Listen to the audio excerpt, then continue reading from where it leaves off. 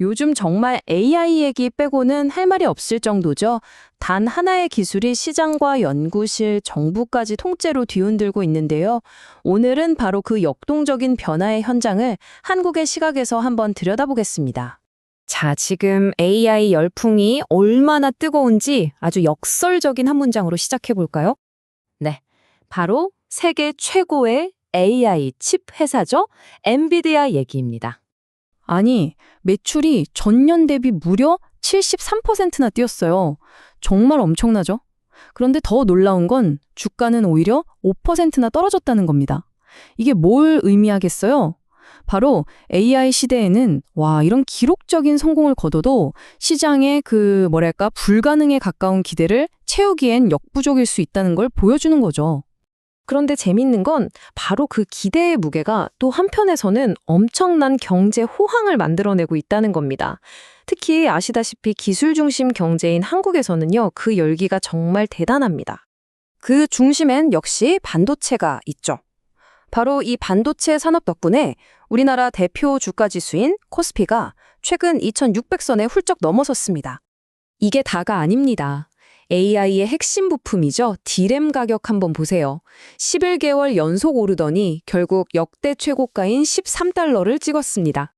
그러니까 지금 보시는 것처럼 코스피 지수부터 D램, 랜드 플래시 가격까지 뭐 하나 빠짐없이 다 불이 붙은 거예요. 주식시장은 물론이고 이 실제 부품 공급망 전체가 들썩이고 있다는 거죠. AI가 우리 경제에 미치는 영향이 이 정도입니다. 자, 그런데요. 중요한 건 이게 단순히 돈, 그러니까 시장 얘기에서 그치지 않는다는 겁니다. 이 똑같은 AI 기술이 지금 연구실에서는 말 그대로 공상과학 영화 같은 일들을 현실로 만들고 있거든요. 얼마 전에 한국생명공학연구원에서 정말 깜짝 놀랄 만한 기술을 하나 발표했는데요. 그게 바로 AI 가상세포라는 겁니다. 이게 뭐냐면 컴퓨터 안에다가 사람 세포를 똑같이 만들어 놓고 AI를 이용해서 신약에 어떻게 반응할지 미리 예측해보는 기술이에요. 생각해보세요. 예전에는 약 하나 개발하려면 실험실에서 진짜 몇 년씩 걸렸잖아요? 근데 이제는 이 가상세포로 그 시간과 비용을 어마어마하게 줄일 수 있게 된 겁니다. 정말 대단하죠? 이건 그냥 기술 하나가 좋아진 수준이 아니에요. 과학을 하는 방식 자체가 그 패러다임이 완전히 바뀌고 있다는 뜻입니다. 예전처럼 가설 세우고 실험하고 검증하고 이게 아니라 이제는 AI로 설계하고 예측하고 컴퓨터 안에서 검증하는 시대로 넘어가고 있는 거죠.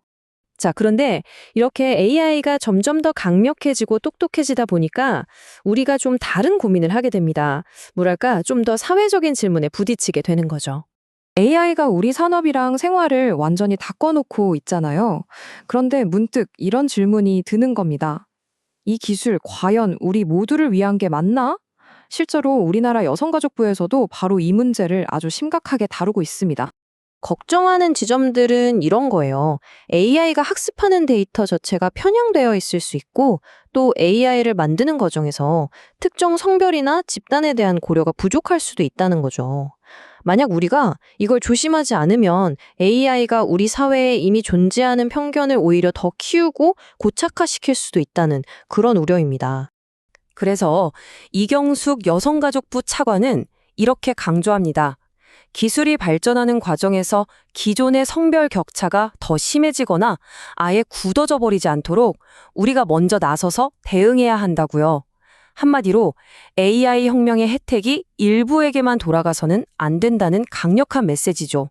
물론 이런 고민은 우리나라만의 얘기가 아닙니다. 이건 전 세계적인 과제예요. 그래서 자연스럽게 새로운 형태의 국제적인 협력이 나타나고 있습니다. 최근에 열린 한일 ICT 정책 포럼이 바로 그 대표적인 예입니다. 양국 정상들이 만난 이후에 이제는 기술 분야에서도 힘을 합쳐서 AI에 대한 공통의 규칙, 어떤 룰을 만들어 보자고 머리를 맞댄 거죠. 그래서 뭘 같이 하느냐? 크게 세 가지입니다. 첫째, 전 세계적으로 통용될 수 있는 AI 규칙, 즉 글로벌 거버넌스를 만드는 데 협력하고요. 둘째, 다음 세대 통신 기술인 6G 개발도 같이 하고, 셋째, 점점 더 중요해지는 사이버 안보 분야에서도 힘을 합치기로 한 겁니다. 이게 왜 중요하냐면요. AI는 국경이 없잖아요. 어느 한 나라가 우리는 이렇게 할 거야 라고 정한다고 해서 해결될 문제가 아니라는 거죠. 그러니까 안정적인 기술의 미래를 위해서는 이런 국제적인 파트너십이 정말 필수적입니다. 자, 정리해보면 이렇습니다. 한쪽에서는 엄청난 부와 혁신을 만들어내고 다른 한쪽에서는 우리의 편견을 그대로 비추면서 윤리적인 질문을 던지는 기술. 그리고 이 모든 걸 관리하기 위해서는 전 세계적인 협력이 필요한 기술. 바로 이게 AI죠. 결국 우리가 마주한 가장 큰 질문은 이것 같습니다. 혁신, 이익, 그리고 윤리. 과연 AI 혁명은 이 세 가지 사이에서 절묘한 균형을 찾아낼 수 있을까요?